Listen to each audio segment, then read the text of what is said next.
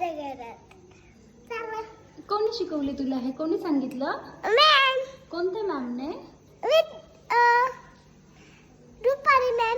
रुपाली मॅमने शिकवलं. वाव, खूप good boy झाला स्वयं ना आता.